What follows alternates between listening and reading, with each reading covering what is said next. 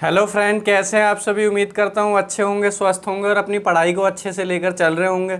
Welcome to our channel उपवन education. आज का जो हमारा लेक्चर रहेगा वो नेशनल इनकम के ऊपर रहेगा, राष्ट्रीय आय। तो आज हम सीखेंगे कि राष्ट्रीय आय की विधि कैसे होती है, किस तरीके से राष्ट्रीय आय को निकाला जाता है। तो वैसे इसका कोई चैप्टर नहीं है, वैसे यूनिट 1 का हिसाब मैंने नाम दे दिया। यूनिट 1 में हम देखेंगे, ठीक है ना। वैसे second, third, fourth, fifth chapter इसमें क्या है आपका, national income and aggregate demand के नाम से क्या है, यूनिट बना रखा है।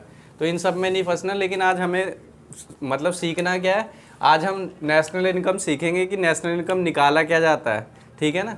और आराम से क्या हो जाएगा, सीख जाएंगे। जैसे जैसे बता रहा हूँ वैसे करने का क्या करना, खाली प्रयास करना और ज़्यादा बुद्धि लगाना मत, ठीक है ना। कहीं से पढ़ रखा होगा, नहीं पढ़ रखा होगा, पढ़ रखा होगा तो अच्छा है, और नहीं पढ़ रखा होगा तो ज़्यादा अच्छा है, क्योंकि जैसे मैं बताऊंगा वैसे ही क्या है आप चीज़ों को लेकर चल सकेंगे। क्योंकि आपने कहीं से पढ़ा होगा तो दिमाग अपना ज़्यादा लगाएंगे, ठीक है ना।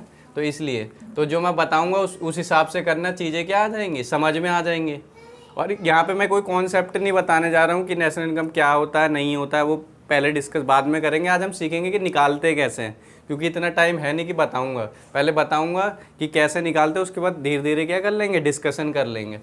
तो नेशनल इनकम जो होता है, राष्ट्रीय आय जो होता है, उसको निकालने की 3 विधियां होती हैं। कितनी विधियां होती हैं, 3 विधियां। 3 विधियां मतलब 3 मेथड्स होते हैं किसको, नेशनल इनकम को निकालने के, ठीक है ना। एक होता है आय विधि, जिसको बोलते हैं एक्सपेंडिचर मेथड, जिसको आज हम क्या करेंगे, डिस्कशन करेंगे। दूसरा होता है व्यय विधि, व्यय विधि मीन्स एक्सपेंडिचर मेथड, और ये क्या है, और थर्ड होता है वैल्यू एडेड मेथड, यानी मूल्य वृद्धि विधि होता है। उसमें मूल्य वैल्यू एडेड करके निकालते हैं। तो 3 विधि होती है, कौन कौन सी, इनकम मेथड।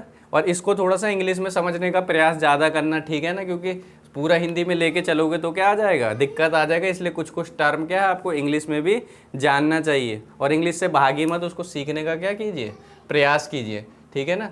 तो आज का जो हमारा लेक्चर रहेगा उसमें हम आय विधि सीखेंगे। क्या सीखेंगे, नेशनल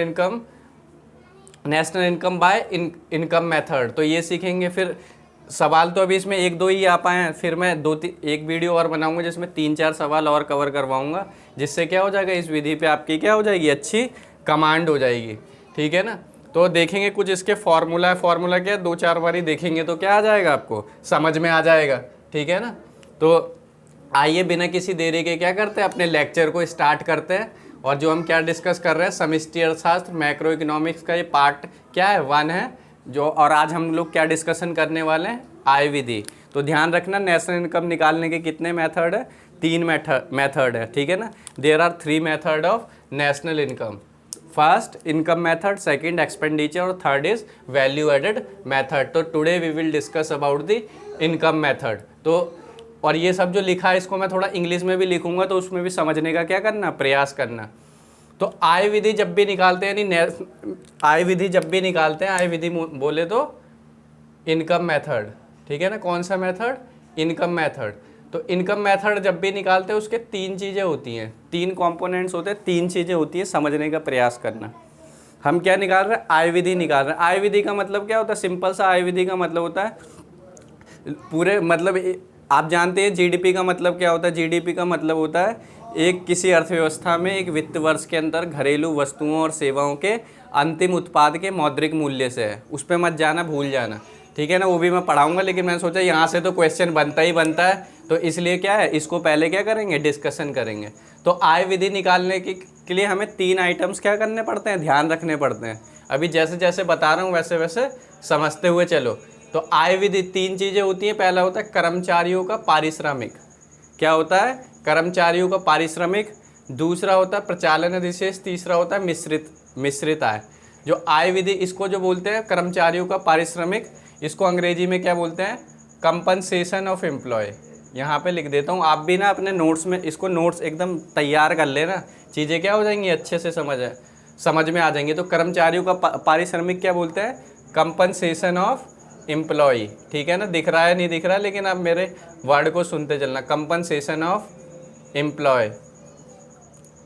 जहाँ पे ज़रूरत पड़ेगी वहाँ पे मैं क्या करूँगा, इंग्लिश में। पहले मैं सोचा था कि दोनों ही भाषाओं में लेके चलूँ, लेकिन आप जानते हैं बोर्ड की क्या है सीमा है, दैट इज़ वाई हमें ऐसे लेके चलना है, ठीक है ना। और दोनों में आना चाहिए। अंग्रेजी से नफरत मत कीजिए, उसको सीखने का क्या कीजिए, प्रयास कीजिए, और आना ही चाहिए, ठीक है ना, और ज़रूरी भी है। कंपनसेशन ऑफ एम्प्लॉय, ठीक है ना, क्या हो गया, कर्मचारियों का पारिश्रमिक। दूसरा हो गया प्रचालन अधिशेष। प्रचालन अधिशेष को बोलते हैं, तो फर्स्ट क्या हो गया, कंपनसेशन ऑफ एम्प्लॉय यानी कर्मचारियों का पारिश्रमिक। दूसरा होता है प्रचालन अधिशेष। देख रहे हो नाम कितना हार्ड है हिंदी में, लेकिन हमें क्या करना है, समझने का प्रयास करना, मतलब नहीं समझना अभी, ठीक है ना। अभी बस ये समझना है क्या होता है। प्रचालन अधिशेष को बोलते हैं इंग्लिश में ऑपरेटिंग सरप्लस। क्या बोलते हैं, ऑपरेटिंग सरप्लस, ध्यान रखना, ऑपरेटिंग सरप्लस, ठीक है ना। ओपी लिख दे रहा हूँ यहाँ पे, समझ जाना यहाँ से। अभी मैं मिटा दूंगा, इसलिए लिखते हुए चलना अपने में। और इसको बोलते हैं कंपनसेशन ऑफ एम्प्लॉय, ठीक है ना। थर्ड हो गया मिश्रित आय। मिश्रित आय का मतलब क्या होता है, मिक्स्ड इनकम। क्या होता है, मिक्स्ड इनकम। यहाँ तक ठीक है, यहाँ तक समझ लिया। तो ध्यान रखना तीन चीज़ें हैं, क्या है, नेशनल इनकम जब भी निकालेंगे आय विधि के द्वारा, यानी नेशनल इनकम को जब भी फाइंड करेंगे इनकम मेथड के द्वारा, तो हमें तीन चीज़ें क्या हैं समझ में आनी चाहिए। फर्स्ट क्या है, कर्मचारियों का पारिश्रमिक। दूसरा क्या है, प्रचालन अधिशेष। तीसरा क्या है, मिश्रित आय। तो इसका मतलब हमें तीन कंपोनेंट क्या है याद रखने पड़ेंगे इनकम मेथड में। तो there are three components in income method. First is compensation of employ, second is operating surplus, third is mixed income. तो these three component should keep in your mind. तो इसको अपने माइंड में रखने का क्या करना, प्रयास करना, ठीक है ना। तो इसको अभी मैं मिटा दूंगा, तो समझना ही, यहाँ तक मेरे हिसाब से समझ में आ जाएगा, आ गया होगा। तो सिंपल से समझना, क्वेश्चन आराम से हो जाएंगे, खाली इस पे ध्यान देना है। इसको समझ लिया तो क्वेश्चन क्या हो जाएंगे, चुटकियों में सॉल्व हो जाएंगे, ठीक है ना। तो आय विधि, पहले हमने क्या समझा, आय विधि में तीन चीज़ें निकालनी है, ठीक है ना। तीन क्या है, कर्मचारियों का पारिश्रमिक यानी कंपनसेशन ऑफ एम्प्लॉय। सेकंड क्या हो गया, प्रचालन अधिशेष। प्रचालन अधिशेष का मतलब क्या हो गया, दूसरा क्या हो गया, प्रचालन अधिशेष। प्रचालन अधिशेष का मतलब क्या हो गया, ऑपरेटिंग सरप्लस। और थर्ड क्या हो गया, थर्ड हो गया आपका मिक्स्ड इनकम यानी मिश्रित आय। तो यहाँ तक समझ गए होगे शायद, और नहीं समझे तो दोबारा से एक बार फिर चलेंगे, फिर समझने का प्रयास करना। आय विधि में तीन चीज़ें होती है, कर्मचारियों का पारिश्रमिक, कंपनसेशन ऑफ एम्प्लॉय, प्रचालन अधिशेष यानी ऑपरेटिंग सरप्लस, और थर्ड क्या होता है, मिश्रित आय, जिसको क्या बोलते हैं, मिक्स्ड इनकम। तो ये तीनों जब चीज़ें निकाल लेते हैं ना, तो फिर क्या आता है, निकलता है, ये तीनों चीज़ों को जोड़ के निकलता है NDP एट FC। क्या निकलता है, NDP एट FC, ठीक है ना। क्या है, NDP एट FC। तो NDP एट FC का मतलब क्या है, NDP एट, तो क्या आएगा, NDP एट FC। और थोड़ा सा आउटसाइड नॉइज़ आएगा तो उसको क्या कर लेना, इग्नोर करके चलना, ठीक है ना। तो एक तो पढ़ाना अलग हुआ और समझाना अलग है, खैर देखते हैं। तो जब इन तीनों को हम जोड़ देते हैं, क्या करेंगे, इन तीनों को जब हम जोड़ देंगे तो क्या निकल जाएगा, NDP एट FC। खाली अभी जो बता रहा हूँ उतना ही समझते चलना, उससे ज़्यादा दिमाग मत लगाना, नहीं तो समझ नहीं पाओगे। क्या निकलता है, NDP at FC। NDP at FC को क्या बोलते हैं, net domestic product at factor cost. Net domestic product at factor cost, ठीक है ना। इसको ऐसे लिखना, NDP ऐसे हो गया, ठीक है ना। और इसके नीचे लिखना क्या, FC। FC का मतलब क्या होता है, फैक्टर कॉस्ट, ठीक है ना। तो जब इन तीनों को जोड़ दिया हमने तो आय विधि में क्या निकलता है, NDP एट FC निकल के आता है, यानी net domestic product at factor cost, जिसको हिंदी में क्या बोलते हैं, शुद्ध निवल घरेलू उत्पाद कारक। आप ना इंग्लिश में इसको ध्यान रखने का प्रयास करना, क्योंकि हिंदी में थोड़ा सा क्या हो जाता है, टफ वर्ड हो जाता है। तो नेट का मतलब क्या होता है, शुद्ध। शुद्ध या निवल दोनों का मतलब सेम होता है। डोमेस्टिक का मतलब घरेलू, प्रोडक्ट का मतलब उत्पाद, और फैक्टर कॉस्ट का मतलब कारक लागत।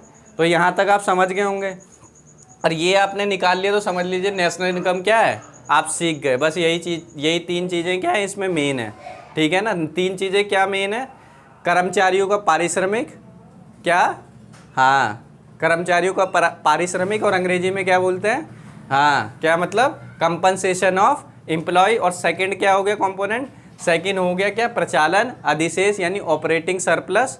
और थर्ड क्या हो गया, मिक्स्ड इनकम यानी मिश्रित आय। और उन तीनों को जब हमने जोड़ दिया तो क्या निकल गया, एनडीपी एट एफसी।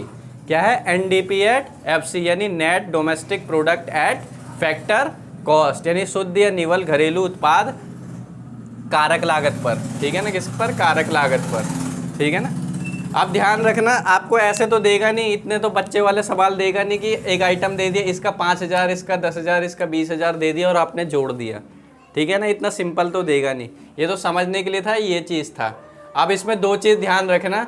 दो चीज़ क्या ध्यान रखोगे, अगर क्या रहता है, कर्मचारियों का पारिश्रमिक नहीं दिया रहता है, क्या नहीं लिखा रहता है, अभी यहाँ पे देखेंगे ना, जैसे यहाँ पे कर्मचारियों का पारिश्रमिक लिखा है, लेकिन कभी कभी जो आइटम्स होगा, मदे होगा, उसमें कर्मचारियों का पारिश्रमिक नहीं लिखा होगा। तो देखना, ध्यान देना, अगर कर्मचारियों का वहाँ पे पारिश्रमिक नहीं लिखा होगा यानी कंपनसेशन ऑफ एम्प्लॉय क्या है, नहीं लिखा होगा, तो उसकी जगह पे ये सारे आइटम हो सकते हैं, इनमें से कोई एक हो सकता है। क्या हो सकता है, नगद मजदूरी तथा वेतन। क्या होता है, ये नहीं दिया होगा तो ये इनमें से कुछ दिया होगा। ठीक है ना, नगद मजदूरी तथा वेतन, किस्म के रूप में भुगतान। फिर है सामाजिक सुरक्षा में नियोजकों का अंशदान। सामाजिक सुरक्षा मतलब देते हैं ना, रिटायर वगैरह होते हैं, पेंशन वगैरह दिया जाता है, या फिर बीमार पड़ जाते हैं तो क्या देते हैं, इंश्योरेंस, हेल्थ इंश्योरेंस वगैरह बनता है ना, तो उसी को सामाजिक सुरक्षा बोलते हैं। फिर सेवानिवृत्त पेंशन, तो अभी ये वाला डिस्कस कर रहे हैं। इसका मतलब क्या है, अगर आइटम में कर्मचारियों का पारिश्रमिक नहीं दिया है, कंपनसेशन ऑफ एम्प्लॉय नहीं दिया है, तो इसका मतलब है वो नहीं दिया होगा तो ये दिए होंगे। इसमें ये चारों भी दे सकते हैं, इनमें से कोई एक आइटम दे सकता है, या हो सकता है ये भी ना दिया हो और ये चारों में से कोई भी आइटम ना दिया हो। तो जो दिया होगा उसको लेंगे और जो नहीं दिया होगा उसको क्या कर देंगे, छोड़ देंगे। तो ध्यान रखना, अगर ये है तो इसको ले लेंगे, और इनमें से कोई है, ठीक है ना, तो इनमें से लेंगे। अभी हम देखेंगे, समझेंगे क्या बड़ी टर्म ये है, कर्मचारियों का पारिश्रमिक। कभी कभी क्या होता है कि ये भी दिया होगा और ये भी दिया होगा आपको, लेकिन आपको क्या लेना है, अगर ये दिया है बड़ा वाला कर्मचारियों का पारिश्रमिक तो सिर्फ ये लेंगे, बाकी ये छोड़ देंगे। लेकिन ये नहीं दिया और ये सारे दिए हैं, तो इनमें से जो जो आइटम दिया होगा वो क्या है, हमें ले लेना है। ठीक है ना, और ये भी नहीं दिया और ये भी नहीं दिया तो छोड़ देना है, कुछ ढूंढने का उसमें क्या है, प्रयास नहीं करना। तो ध्यान रखना, अगर कर्मचारियों का पारिश्रमिक नहीं दिया तो चार चीज़ें दी होंगी, क्या, नगद मजदूरी तथा वेतन, दूसरा किस्म के रूप में भुगतान, तीसरा सामाजिक सुरक्षा में नियोजकों का अंशदान, और सेवानिवृत्त पेंशन, ये दिया होगा। ठीक है ना। अब आते हैं दूसरे पे, ऑपरेटिंग सरप्लस पे। ऑपरेटिंग सरप्लस दिया है तो ठीक है, प्रचालन अधिशेष दिया है तो ठीक है, और नहीं दिया तो उसकी जगह पे क्या है, कुछ ऐसे ही जो उसमें आइटम है ना, उसकी जगह पे ये दिया होगा। क्या दिया होगा, लगान दिया होगा, किराया दिया होगा। क्या दिया होगा, लगान दिया होगा, किराया दिया होगा, और रॉयल्टी बोलते हैं इसको। क्या बोलते हैं, रॉयल्टी। ठीक है ना, कभी कभी अंग्रेजी में भी, हिंदी में, देवनागरी में लिख देता है क्या, रॉयल्टी। फिर ब्याज दिया होगा। क्या दिया होगा, ब्याज, जिसको क्या बोलते हैं, इंटरेस्ट। इतना तो पता ही होगा, क्या बोलते हैं, इंटरेस्ट। फिर आता है लाभ। तो ये प्रचालन अधिशेष नहीं दिया होगा तो ये तीनों चीज़ें दी होंगी। क्या दिया होगा, लगान या किराया, दोनों सेम बात है, रॉयल्टी सेम बात है, ब्याज और लाभ। ध्यान रखना, प्रचालन अधिशेष अगर दिया है, ऑपरेटिंग सरप्लस दिया है तो ठीक है, और नहीं दिया तो क्या दे सकता है, किराया, लगान या रॉयल्टी। ठीक है ना, लाभ दिया होगा या फिर क्या दिया होगा, ब्याज दिया होगा। क्या दिया गया होगा, ब्याज। अब एक चीज़ और ध्यान रखना, बस यहीं तक है। ठीक है ना, इसको सीख लिया तो समझ लियो आपने क्या कर लिया, सवाल को 50-60-70% क्या है, सॉल्व कर लिया यहीं पर। और ये थोड़ा से 2-3 चीज़ें ध्यान रखेंगे, चेंज कैसे करते हैं, आ जाएगा आराम से समझ में। फिर से चलूँगा एक बार, लेकिन समझने का प्रयास करना। वीडियो थोड़ी लंबी भी हो जाए तो कोई दिक्कत मत लेना।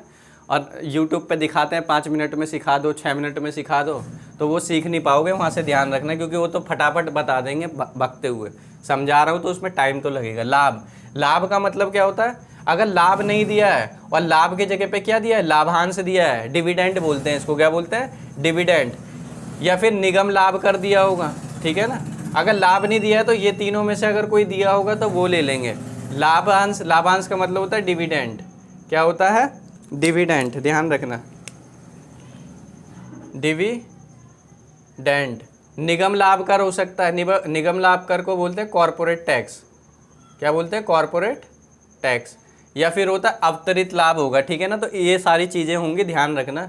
अभी सब समझ जाओगे क्या राम कहानी चल रही है नहीं चल रही है। जब क्वेश्चन सॉल्व करेंगे ना तो आराम से क्या चीज़ें समझ में आ जाएंगी। अब यहाँ तक समझ के चलना कि हमने अभी तक क्या डिस्कशन किया। हम इनकम मेथड डिस्कस कर रहे हैं और हमें 3 कंपोनेंट उसमें याद रखने। पहला कर्मचारियों का पारिश्रमिक, कंपनसेशन ऑफ एम्प्लॉय।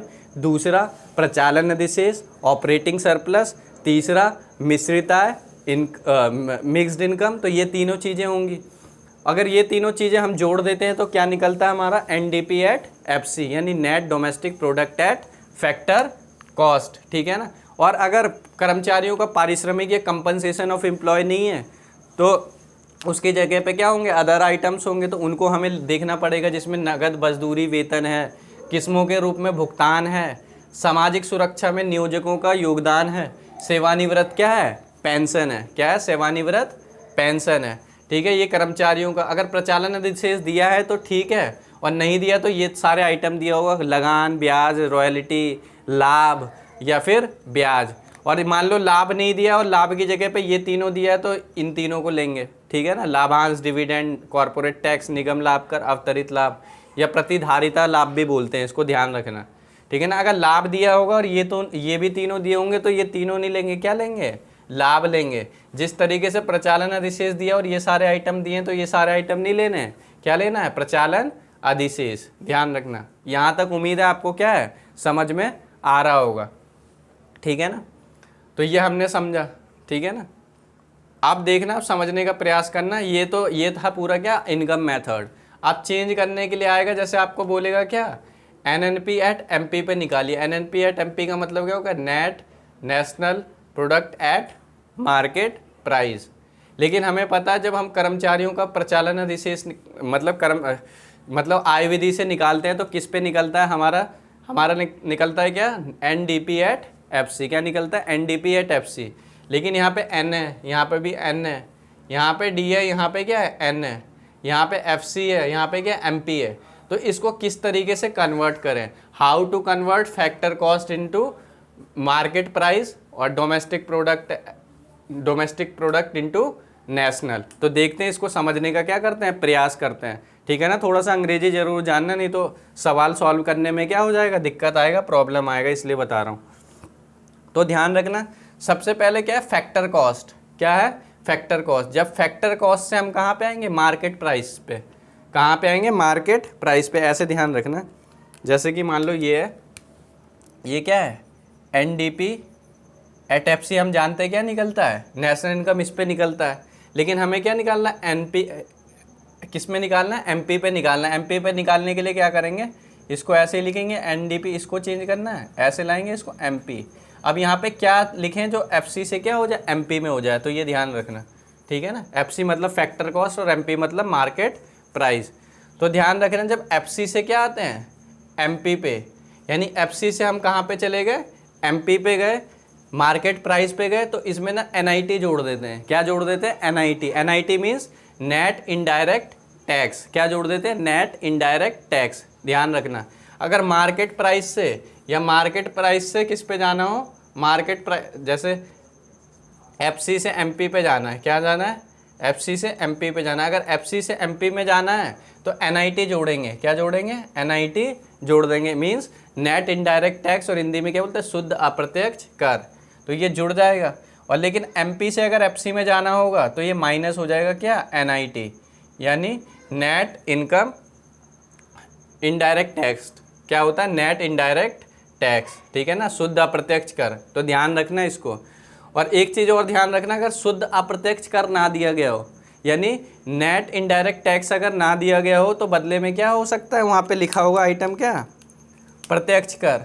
क्या होगा, प्रत्यक्ष कर में से क्या घटा देंगे, सब्सिडी, यानी सहायता। यानी ये नहीं दिया है, एनआईटी नहीं दिया, वैसे तो ये देता ही है, अगर ये भी नहीं दिया है तो आप क्या करेंगे, एनआईटी। एनआईटी मतलब प्रत्यक्ष कर, यानी डायरेक्ट टैक्स में से क्या कर देंगे, सब्सिडी को क्या कर देंगे, माइनस कर देंगे। तो ध्यान रखना। तो इस चीज़ को क्या रखोगे, अपने माइंड में ध्यान रखोगे।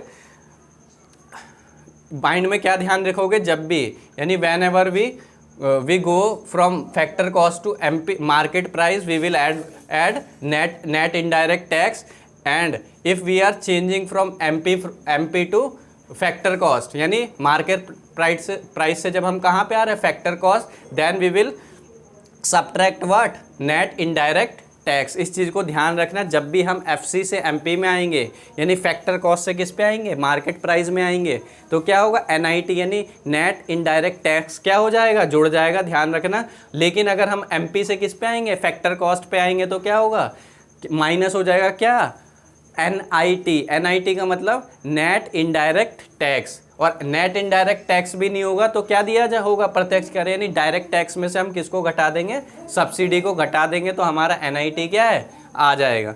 इसको माइंड में लेके चलना, जब सवाल सॉल्व करेंगे तो चीज़ें क्या हो जाएंगी, बिल्कुल आसान, और चुटकियों में क्या कर दोगे, आसानी से इसको मतलब सॉल्व कर लोगे, बना लोगे सवाल अपना, ठीक है ना, ध्यान दोगे। अब ध्यान रखना, अब नेट से कहाँ पे आ रहे हैं, ग्रॉस में। कहाँ से आ रहे हैं, नेट से ग्रॉस में। जैसे मान लीजिए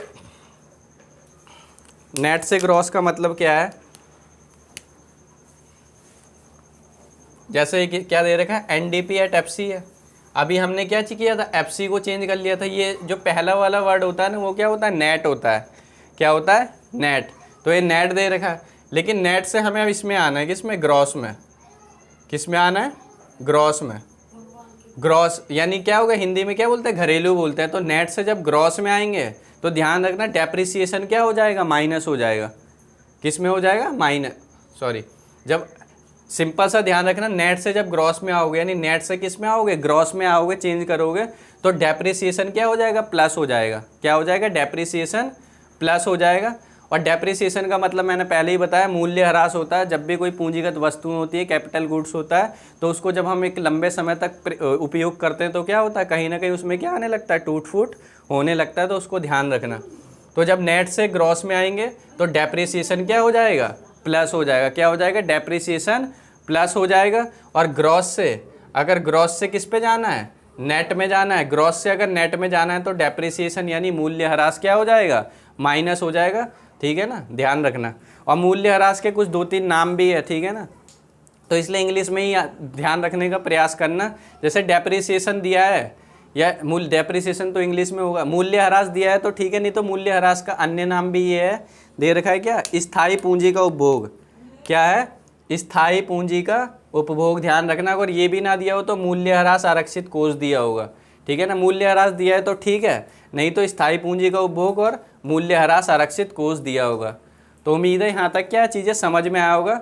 मतलब क्या है, जब भी यानी whenever we goes from net to gross, what we will add depreciation, and if we are changing gross to net, then we will subtract depreciation। ध्यान रखना इस चीज़ को, अगर नेट से ग्रॉस में आएंगे तो डेप्रिसिएशन क्या हो जाएगा, प्लस हो जाएगा, और ग्रॉस से जब नेट में आएंगे तो माइनस हो जाएगा। सोच रहे होंगे क्या चल रहा है, प्लस माइनस। बस एक बार इसको किसी तरीके से पढ़ लो, चीज़ें क्या हो जाएंगी, आसान हो जाएंगी बहुत, ठीक है ना। तो इसको ध्यान रखना, इतना हो गया। अब एक चीज़ और चेंज करना है इसमें, बस 3 चीज़ें चेंज करनी है। 2 चीज़ें हमने सीख ली कि फैक्टर कॉस्ट से अगर मार्केट प्राइस पे आते हैं तो एनआईटी क्या होता है, जुड़ जाता है, और मार्केट प्राइस से जब किस पे आते हैं, फैक्टर कॉस्ट पे, तो क्या कर देते हैं, माइनस हो जाता है क्या, एनआईटी यानी नेट इनडायरेक्ट टैक्स। और नेट इनडायरेक्ट टैक्स नहीं दिया है तो प्रत्यक्ष कर दिया होगा, सब्सिडी दिया होगा।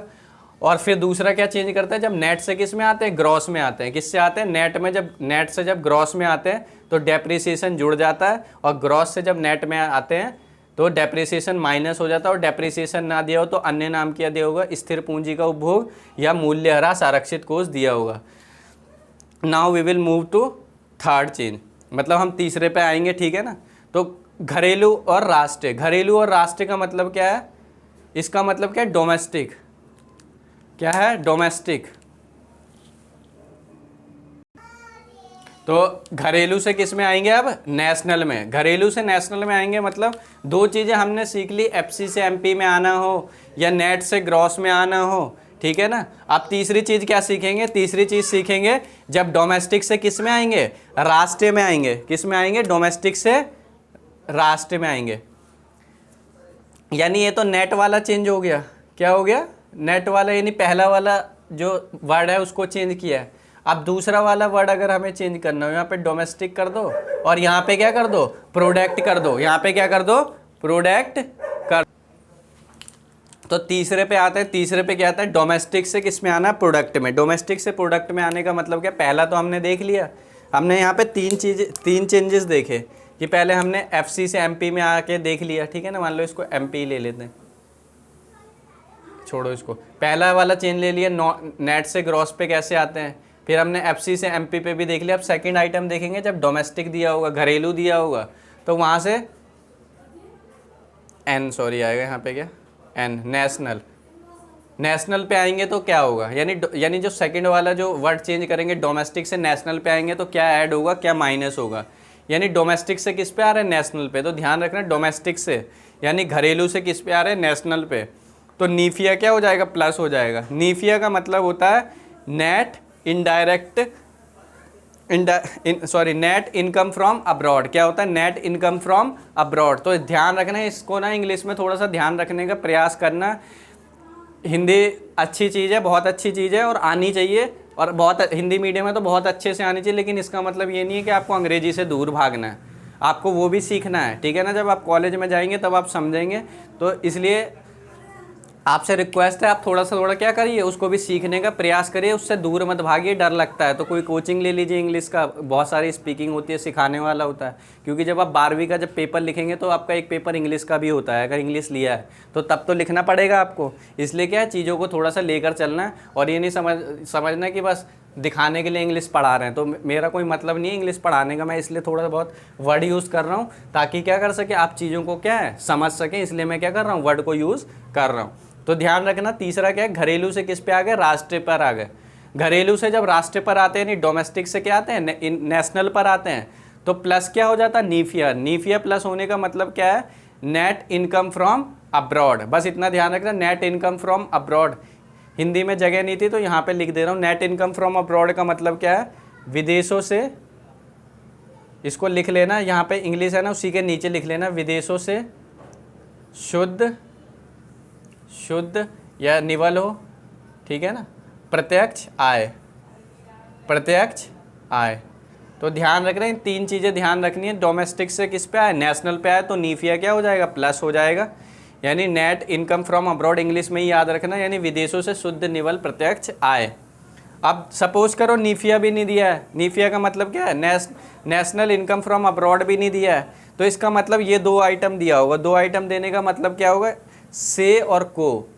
फ्रॉम का मतलब क्या होता है, से का मतलब है, यहाँ पर से का मतलब है विदेशों से प्रत्यक्ष आय।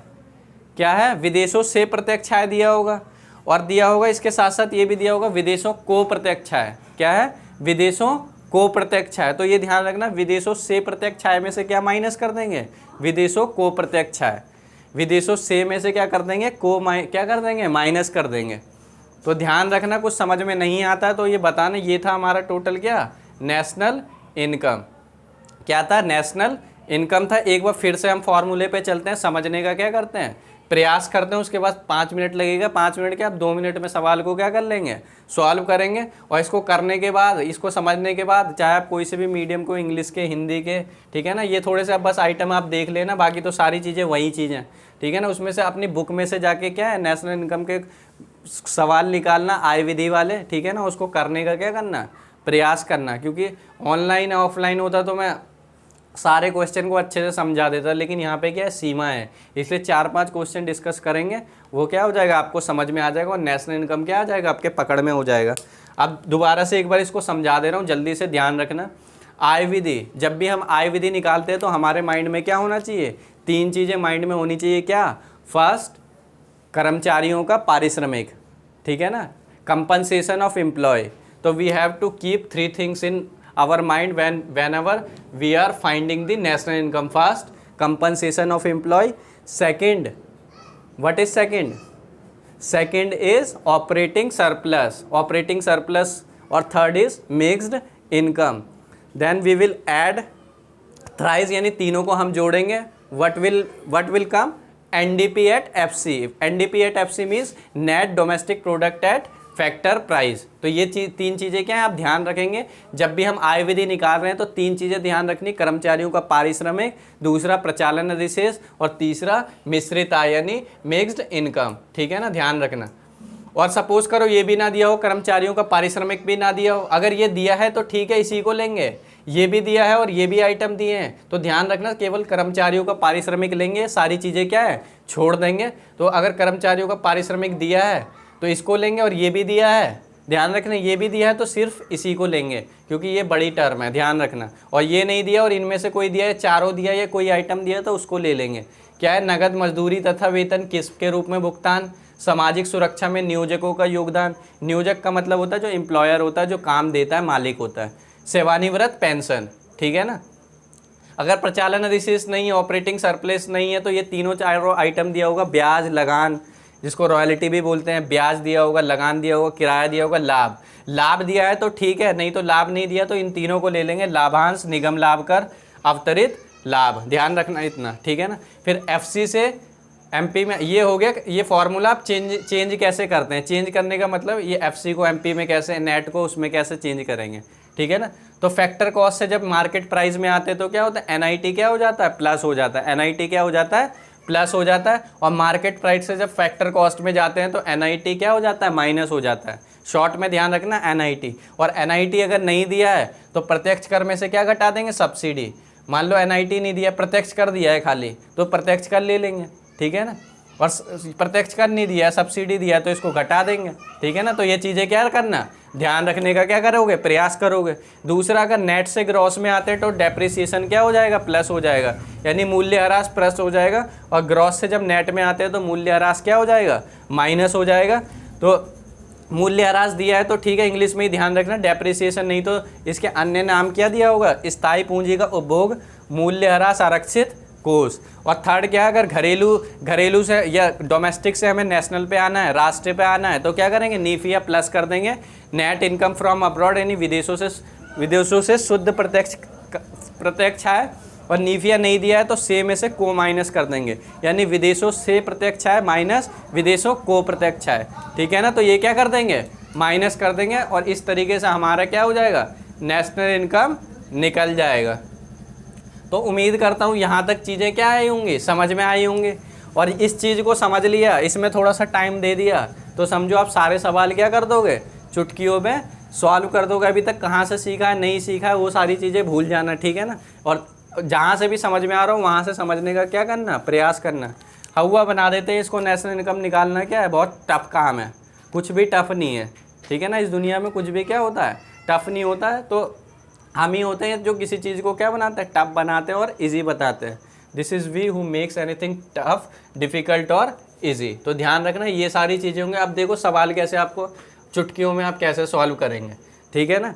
उम्मीद करता हूँ अच्छा पसंद आ रहा होगा। तो बताना कहीं पे लगता है दिक्कत आ रहा है, ठीक है ना, कुछ दिक्कत लगता है तो आप फीडबैक में क्या करना, बताना। और इसमें हंसी खेल ढूंढने का प्रयास मत करना कि मैं हंस के पढ़ाऊँ, आराम से पढ़ाऊँ। ठीक है ना। तो इसमें थोड़ा सा चीज़ों को क्या आपको माइंड लगाना पड़ेगा। हंसी मजाक के लिए तो है ही, वो देख लेना बाकी की, तो इसको समझने का क्या करना, प्रयास करना। अब देखो हम अपने सवाल पे चलते हैं, इसको लिख लेना इंग्लिश में भी इसके नीचे। ठीक है ना। मैं यहाँ से मिटा रहा हूँ। अब देखो ये हमारा क्या है, सवाल है। और एक चीज़ और ध्यान रखना, एक चीज़ क्या ध्यान रखोगे, अगर प्रश्न में कभी भी पूछता है, क्या प्रश्न में अगर राष्ट्रीय आय निकालने के लिए पूछता है, क्या बोलता है, राष्ट्रीय आय निकालने के लिए आता है, कहता है कि ये आइटम दे दिया होगा और बोलेगा राष्ट्रीय आय फाइंड करो, फाइंड द नेशनल इनकम। तो क्या करेंगे, हमेशा जब भी राष्ट्रीय आय निकालने के लिए बोलेगा तो राष्ट्रीय आय निकालने का मतलब है वो ये निकालने के लिए बोल रहा है। क्या निकालने के लिए बोल रहा है, NNP at FC. NNP at FC का मतलब क्या हुआ, net national product at factor cost. ठीक है ना, कारक लागत पर। तो ये निकाल ले, इसको माइंड में याद कर लेना। इसी का मतलब क्या होता है, राष्ट्रीय आय होता है। यानी जब भी हमें क्या बोलता है, राष्ट्रीय आय निकालने के लिए बोलेगा तो क्या होगा, एनएनपी एट एफसी। इसका मतलब क्या है, जब भी सवाल पूछ रहा है, यानी सवाल में क्या आ रहा है, राष्ट्रीय आय निकालने के लिए आ रहा है, तो हम क्या निकालेंगे, एनएनपी एट एफसी। ध्यान रखना, net national product for at factor cost. अब ये हमारा सवाल है। ठीक है ना। यहाँ पे पूरा सवाल होगा, लेकिन हमें क्या फाइंड करना है, ये फाइंड नहीं करना है, फाइंड दी क्या, एनएनपी एट एमपी, ये निकालना है हमें, एनएनपी एट एमपी निकालना है। ध्यान रखना। और ये आइटम क्या है, हम लोग को क्या है दे रखे हैं, ये आइटम क्या है हम लोग को दे रखा है। और ये आइटम देखते ही हमें ध्यान आ रहा है कि ये नेशनल इनकम का क्या है सवाल। अभी नेशनल इनकम का है तो ऑब्वियस सी बात है नेशनल इनकम का ही करेंगे, ठीक है ना, ध्यान रखना। तो चलो देखते हैं, सबसे पहले हमें राष्ट्रीय आय से निकालना है, किससे, आय विधि से। किससे, आय विधि से निकालना है इसको, ठीक है ना, आय विधि से निकालना है। किससे निकालना है, आय विधि से निकालना है। और जब भी आय विधि की बात आती है तो हमारे माइंड में तुरंत तीन चीज़ें कौननी चाहिए, क्या, कर्मचारियों का पारिश्रमिक, प्रचालन अधिशेष, या फिर मिश्रित आय। तो चलो ढूंढने का प्रयास करते हैं, क्या इसमें कहीं पे ऐसे आइटम में मत भागना, यहाँ से चुनने, इसमें चुनाव बड़ा मैटर करता है, आप किस तरीके से चीज़ों को चुनते हैं। तो हम ढूंढते हैं यहाँ पे कहीं कंपनसेशन ऑफ एम्प्लॉय है क्या, फर्स्ट आइटम है क्या इसमें कहीं पे, तो ढूंढने का प्रयास करते हैं। ये देखो ये फर्स्ट ही दे रखा है क्या, कर्मचारियों का पारिश्रमिक, क्या दे रखा है, कर्मचारियों का पारिश्रमिक। तो इसको मैं ना यहाँ पे लिख दे रहा हूँ, ठीक है ना, यहाँ पे क्वेश्चन को मैं सॉल्व कर रहा हूँ यहाँ पे, क्योंकि जगह नहीं बचा, उसको मैं मिटाना नहीं चाहता, सवाल को भी मिटा दूंगा, ठीक है ना। आप हल करना, पहले समझ लेना, हल कर लेना, फिर मैं मिटा दूंगा और आप इसका क्या कर लेना, स्क्रीनशॉट लेना और अच्छे से समझ जाओगे। तो फर्स्ट आइटम दे रखा है क्या, कितना दे रखा है, 3000,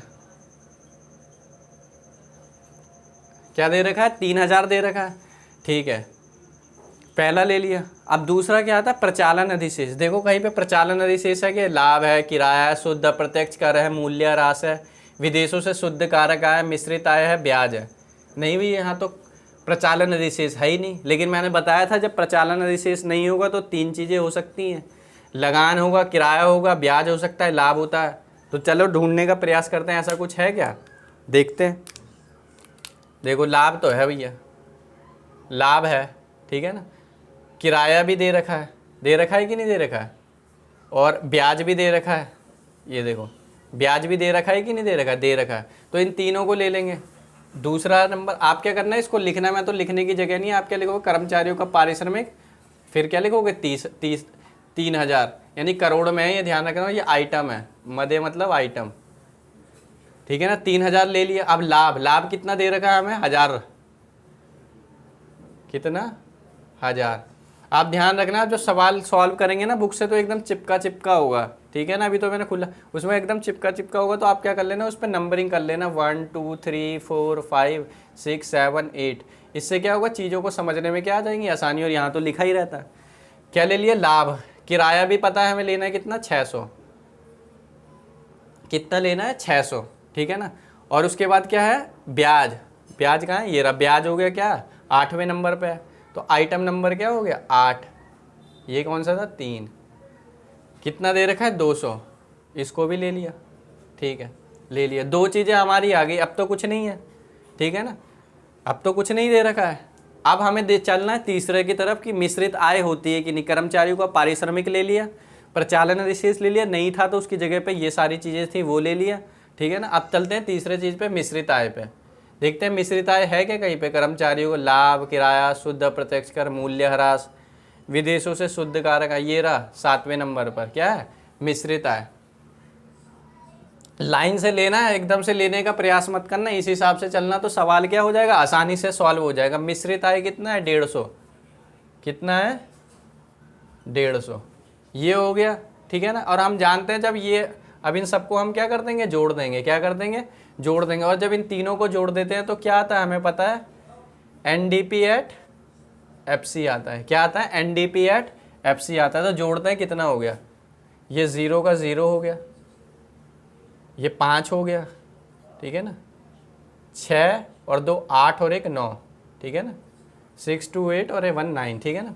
और क्या होगा, 3 और 1 4, ये आ गया। ध्यान रखना, 49 50 यानी 4950 आ गया, ठीक है ना, 49 50, 4950 आ गया, ये आ गया सबसे पहला। ये इसको मैं यहाँ पे लिख दे रहा हूँ, क्या आ गया हमारा, NDP at FC हमारा कितना आ गया है, NDP at FC आ गया हमारा 4950। लेकिन हमें निकालना क्या, हमें निकालना NNP at MP। क्या निकालना है, NNP at MP, यानी ये तो दे रखा है N, ठीक है ना, फिर क्या रहा है N, हमें ये फाइंड करना है ना, MP निकालना है तो एक साथ मत चेंज करना, एक एक आइटम पकड़ के चेंज करना। यानी नेट तो नेट है ही, और ये नेट है, यहाँ पे क्या डोमेस्टिक है, तो यहाँ पे भी हम क्या लेंगे, नेट लेंगे, इसको प्रोडक्ट ही कर देंगे और इसको सेम लिख देना ऐसे ही, ठीक है ना, फैक्टर कॉस्ट, क्या कर देना, फैक्टर कॉस्ट। और जब डोमेस्टिक से किस पे जाएंगे, डोमेस्टिक से हम किस पे जाते हैं, नेट पे जाते हैं, नेशनल पे जाते हैं। तो मैंने बताया था जब डोमेस्टिक से नेशनल पे जाते हैं तो क्या जुड़ जाता है, डेप्रिसिएशन, यानी मूल्य ह्रास क्या हो जाता है, प्लस हो जाता है। देखो मूल्य ह्रास है क्या इसमें कहीं पे, ये देखो ये दे रखा है मूल्य ह्रास, कितना दे रखा है, 100, यानी 5वें नंबर पे ना, 1 2 3 4 5, 100 दे रखा है। तो इसमें 100 क्या कर लो, ऐड कर लो, यानी 100 ऐड कर देंगे तो कितना हो जाएगा, 0, 5 का 5, 9 और 1 10, यानी 9 और 1 10, और 4 और 1 5, 50 50 आ गया, ठीक है ना, 5050। ये आगे एक आइटम चेंज कर लिया हमने। अब दूसरे पे आते हैं, मतलब अब हमें क्या, हमने ये तो कर लिया NNP MP, अब हम इसको MP पे लाना है, किस में लाना है, MP पे। अब ये चेंज करना है हमें, क्या चेंज करना है, ये सेम लिख देंगे NNP, इसको खाली कर देंगे MP। और मैंने बताया था जब फैक्टर कॉस्ट से किस में आते हैं, मार्केट प्राइस में आते हैं। फैक्टर कॉस्ट से जब मार्केट प्राइस में आते हैं तो क्या जुड़ जाता है, NIT में, क्या जुड़ जाएगा, NIT क्या है, जुड़ जाएगा। और NIT दे रखा है क्या इसमें, NIT का मतलब क्या होता है, नेट इनडायरेक्ट टैक्स, यानी शुद्ध या निवल अप्रत्यक्ष कर, कहीं दे रखा है, देखो ऊपर से देखते हुए चलना, ये दे रखा है शुद्ध अप्रत्यक्ष कर, कितना दे रखा है, 120 दे रखा है, कितना दे रखा है, 120, इसको भी जोड़ लेंगे, 0, 5 और 2 7, यानी 5 2 7, 1 5, ये आ गया, ये हमारा क्या हो गया, आंसर हो गया। दिस इज योर आंसर, आ गया ना NNP MP। तो ये क्या था, हमारा आंसर हो गया। तो ध्यान रखना ये क्या है, राष्ट्र आय का सवाल है और ये आसानी से हो गया। और एक चीज़ और ध्यान रखना, जब भी नेशनल इनकम का आएगा NDP FC पे निकलता है, आप जानते हैं। और जब भी नेशनल इनको चेंज करेंगे, यानी नेट से किस में आएंगे, नेट से आएंगे किस में, ग्रॉस में आएंगे तो भी प्लस होगा, डोमेस्टिक से अगर राष्ट्रीय में आएंगे तो भी प्लस होगा, और फैक्टर कॉस्ट से और MP में आएंगे तो भी क्या होगा, प्लस होगा। तो ध्यान रखना नेशनल इनकम में कभी भी चेंज होगा तो हमेशा प्लस ही होगा, जो भी आइटम। नेट से अगर किस में गए, ग्रॉस में गए तो भी प्लस होगा, डोमेस्टिक से किस में, नेशनल में गए तब भी क्या होगा, ये प्लस हो जाएगा नीफिया, और फैक्टर कॉस्ट से मार्केट प्राइस में गए तब भी क्या हो जाएगा, NIT प्लस हो जाएगा। तो ध्यान रखना, ये था सवाल। आया कि नहीं आया, मज़ा आया ना। तो एक बार फिर से मैं सवाल दिखा देता हूँ, उसके बाद ख़त्म करते हैं, क्योंकि लेक्चर क्या हो रहा है, लंबा हो रहा है। तो हमें NNP FC निकालना था, और NNP FC के लिए हमें पता है कि कर्मचारियों का सबसे पहले पारिश्रमिक ढूंढना है, दे रखा है, कर्मचारियों का पारिश्रमिक 3000 दे रखा है। उसके बाद प्रचालन अधिशेष देखना होता है, वो है तो ठीक है, और नहीं दे रखा तो लाभ लिया हमने कितना, 1000, किराया लिया 600, और फिर क्या लिया, ब्याज लिया कितना, 150, सॉरी ब्याज ये है क्या, 200, ठीक है ना, ब्याज हमने क्या लिया, 200 लिया। उसके बाद हमें क्या लेना है, तीसरा लेना है मिश्रित आय। मिश्रित आय भी हमें पता है 150 दे रखा है। इन सबों को हमने जोड़ दिया, इतना आ गया 49,050। किस पे आता है, NDP FC पे आ गया। अब लेकिन हमें NNP MP, N तो ठीक है, N को चेंज करना है, यानी डोमेस्टिक से नेशनल पे आना है। तो डेप्रिसिएशन प्लस कर दिया, 100 दे रखा है, यहाँ पे देखो दे रखा है, इसको जोड़ दिया, इतना आ गया, ठीक है ना। उसके बाद फैक्टर कॉस्ट से किस पे आ गए, मार्केट प्राइस पे, किस पे आ गए, फैक्टर कॉस्ट से मार्केट प्राइस पे आते हैं तो क्या जुड़ता है, NIT जुड़ता है। NIT दे रखा है क्या, हाँ, शुद्ध अप्रत्यक्ष कर दे रखा है कितना, 120, 120 को जोड़ दिया, तो ये क्या हो गया, आपका आंसर हो गया, ठीक है ना। इसको फटाफट से लिख लो, 1 मिनट में फिर क्या करेंगे, इसको ख़त्म करेंगे। तो आज का ये लेक्चर था, उम्मीद करता हूँ आपको पसंद आया होगा। पसंद आए तो लाइक करिए, नहीं पसंद आया तो डिसलाइक करिए, क्या चीज़ समझ में आ रही है, नहीं आ रही है। और 5-7 मिनट की वीडियो पे मत भागिए, कहीं ट्यूशन पढ़ रहे हैं तो अच्छी चीज़ है, और जो मैं पढ़ा रहा हूँ वो ट्यूशन से कम भी नहीं है, कंपेयर कर लेना कभी भी नेशनल इनकम में, तो ठीक है ना। तो आज के लिए लेक्चर इतना ही रखेंगे। पसंद आए तो लाइक करिए, नहीं पसंद आए तो डिसलाइक करिए, एंड ऑलवेज कीप स्माइलिंग।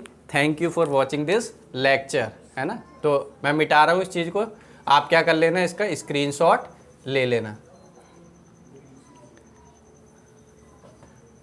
और 2-3 सवाल अगली वीडियो लेके आऊँगा, तो 2-4 सवाल और नेशनल इनकम के क्या है देखेंगे। Thank you.